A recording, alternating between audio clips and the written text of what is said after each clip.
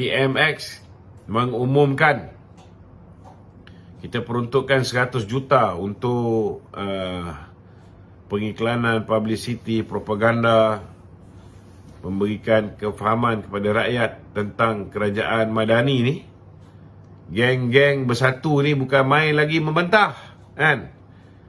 Last sekali bila kita siasat, kita dapati zaman kerajaan Perikatan Nasional 700 juta telah dibelanjakan. Lagi teruk daripada kita. 7 kali ganda mereka belanjakan. Kalau macam zaman Datuk Seri Ismail Sabri ni, okey lagi, kan? 200 juta saja. Tapi kita boleh nampak 200 juta sana sini, poster keluarga Malaysia sana, keluarga Malaysia sini. Boleh nampak jugalah munasabah lah 200 juta tu, kan? Tetapi 500 juta dibelanjakan dalam tempoh 18 bulan oleh Muhyiddin Yassin dan pembantu-pembantu dia, Mak Enon dan sebagainya. Mana pergi 500 juta ni? Macam Datuk Seri Najib, kita tahu dia satu Malaysia. Zaman Mahathir ada tahu? Tak tahu. Mahathir tak ada.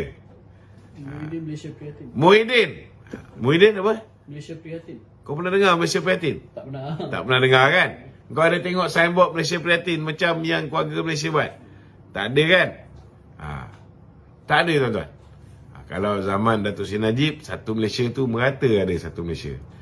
Zaman Datuk Seri Ismail Sabri, 200 juta, okey lah, kan? Boleh nampak lah pergi sana sini, muka terpampang, muka Datuk Seri Ismail Sabri.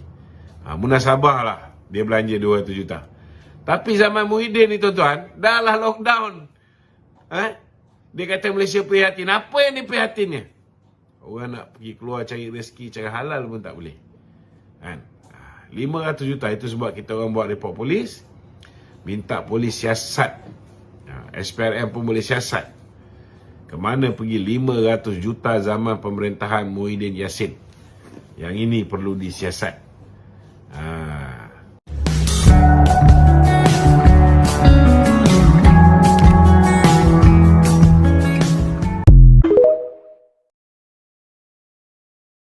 Fitnah.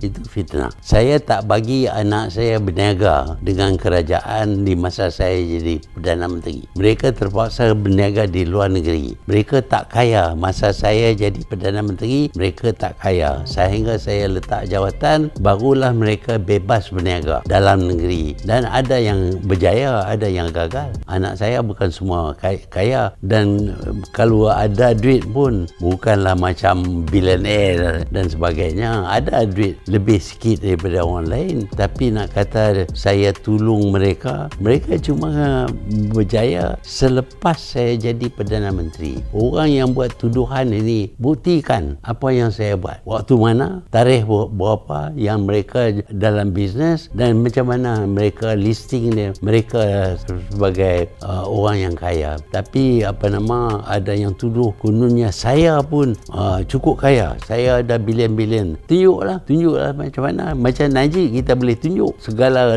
dokumen, semua ada. Yang kata saya konon ada duit di Switzerland, ada duit di Taiwan, tunjuklah kalau ada. Saya punya cara hidup saya very sederhana. Saya bukan duduk dalam rumah mahligai.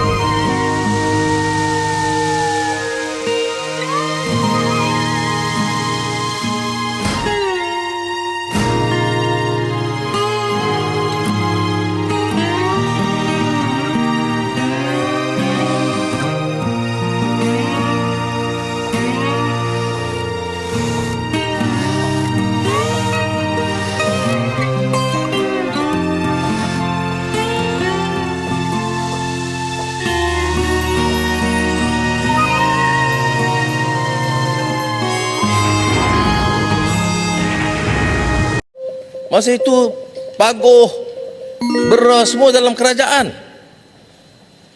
Dan apa yang kita lakukan sampai sekarang, Yang Berhormat harus tahu ya, perjanjian Singapura Republik Indonesia perjanjian 2009 itu telah dibantah oleh kerajaan Malaysia.